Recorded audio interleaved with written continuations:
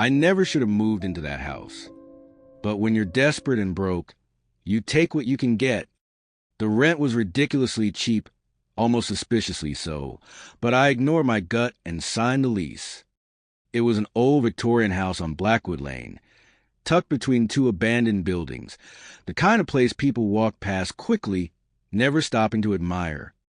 The landlord, an older man with a nervous twitch, handed me the keys without so much as a smile. "The attic," he muttered as I signed the contract. "Just don't go up there at night. And if you hear anything, don't respond." I laughed, thinking it was some bizarre joke, but his face remained grim, his eyes hollow. "You're serious?" I asked. He didn't answer, just turned and left, his footsteps fading down the cracked sidewalk. That should have been my second warning. The first came the night I moved in. The first night in a new home always feels eerie, but this was different. The house creaked like it was alive, sighing with every gust of wind. Shadows stretched unnaturally across the floor, and the air smelled stale, like something had been locked away for too long. I chalked it up to nerves and exhaustion, until I heard it. A whisper, soft, faint, coming from the attic. I froze, my heart hammering against my ribs. The whispering continued, low and rhythmic, like someone was speaking just beneath their breath. I shook my head, probably the wind, or the house settling. I climbed into bed, pulling the covers up to my chin, determined to ignore it. That was my mistake. The whispers grew louder as the nights passed. At first, I convinced myself it was my imagination. But by the third night, I couldn't ignore it anymore. It wasn't just whispering. It was calling my name. "James!" I sat bolt upright in bed, my breath catching in my throat. No one knew I lived here. I grabbed a flashlight and tiptoed down the hall. The attic door loomed at the end, an old wooden ladder leading up to the darkness. I stood there, debating whether I should check. Then the whisper came again. "James, come closer." I ran back to my room and slammed the door shut. That was the first night I didn't sleep. The next morning, I decided I couldn't just ignore it anymore. If there was some logical explanation, I needed to find it. I climbed into the attic during the day. Dust swirled in the dim light, the scent of mildew thick in the air. Old furniture, covered in white sheets, stood like ghosts against the walls. And then I saw it. A trunk, massive, old, locked with a rusted padlock. I had no reason to open it, but something inside me whispered that I had to. I should have left it alone. I pried the lock open with a crowbar. The trunk creaked as I lifted the lid.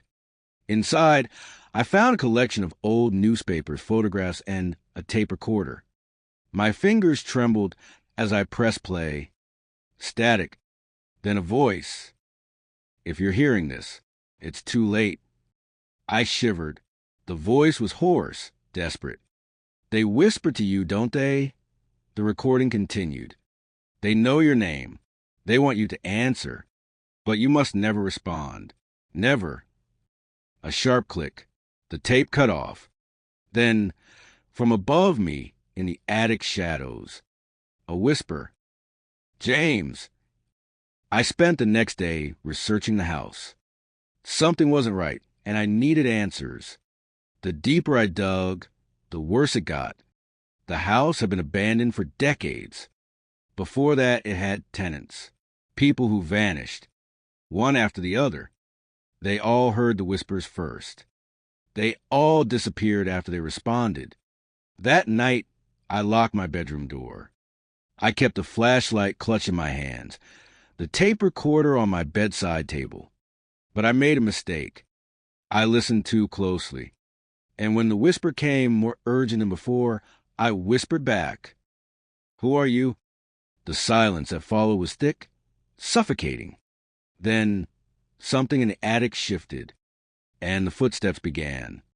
The footsteps echoed above me, slow and deliberate. My blood turned to ice. I gripped the flashlight, my breath coming in short, Panic gasps. This wasn't creaky floorboards or the house settling. Someone or something was moving in the attic. Then the whisper came again. "You heard me." It wasn't faint anymore. It was close, just beyond my bedroom door. My body tensed as I stared at the locked door, praying no, begging that it wouldn't open. But the knob twisted. I didn't wait to see what was on the other side. I grabbed the tape recorder and bolted into the bathroom, locking myself in. The whispers outside the door grew more frantic. "You shouldn't have answered." Then, just as suddenly as it had started, it stopped. Silence. I stayed there until morning. As soon as daylight crept in, I forced myself out of the bathroom. The house was still, as if nothing had happened. But I knew better now. I rushed back to the attic, searching for anything that could tell me what I had done. I rifled through the papers in the trunk, my fingers shaking. That's when I found it. A photograph. It was old, yellow with age, depicting a man standing in front of the house. His face was gaunt, eyes sunken, expression haunted. I flipped it over. Scrawled in ink were 4 words. He heard the whispers. My stomach clenched. I had seen him before. Last night, outside my bedroom door. I needed answers, and I needed them fast. I grabbed my phone and called the landlord. The phone rang, and rang, and rang. No answer. I drove to the address listed on my lease agreement. The house was empty, windows boarded up, mail piling at the doorstep. My landlord didn't live here. Had he ever? I knocked on the neighbor's door, an elderly woman who peered at me through a crack. "I'm looking for Mr. Thompson," I said, my voice unsteady. "The man who rented me the house on Blackwood Lane." Her face went pale. "Thompson's been dead for 15 years, she whispered. "He was the last one who heard the whispers." I felt sick. If Thompson was dead, who had given me the lease? I rushed back home, ready to pack my things and leave. But as I stepped inside, my stomach dropped. The front door slammed shut behind me. The whisper was waiting. "Don't leave yet, James." The lights flickered. The air turned ice cold. I turned toward the attic. The door was wide open. Something was waiting for me up there, and it had been waiting for a long time. I wanted to run, but my legs wouldn't move. The whisper slithered through the air, curling around me like invisible fingers. "You let us in." I turned and yanked at the front door, but it wouldn't budge. The windows sealed shut. I was trapped. I had only one choice. I had to go up to the attic. The attic was suffocating. Shadows stretched unnaturally across the walls, twisting like they were alive. The trunk sat open, its contents scattered. Then I saw them. Handprints. All over the walls, the floors, even the ceiling. They were fresh. A whisper caressed my ear. "We're not alone." Something cold brushed my neck. I spun around, but there was nothing there. Then I saw them. Figures in the shadows. Watching me. The whispering turned into wailing. A chorus of desperate voices, rising and falling in agony. The shadows moved. Faces stretched and twisted, mouths open in silent screams. They weren't just whispers. They were people. Trapped. And they wanted me to join them. I stumbled backward, my foot catching on something. The tape recorder. I lunged for it and pressed play. Static. Then Thompson's voice. "The attic is a door. Don't open it." It was too late. The walls started to pulse, like something was breathing beneath them. I ran, scrambling down the attic ladder, slamming the door behind me. But the whisper followed. "You can't escape." I needed help. Someone, anyone. I grabbed my phone, my fingers trembling, and dialed 911. But the voice that answered wasn't human. "James, we see you." The call cut off. And then Behind the wallpaper, I saw them. Eyes. Blinking. Watching. Waiting.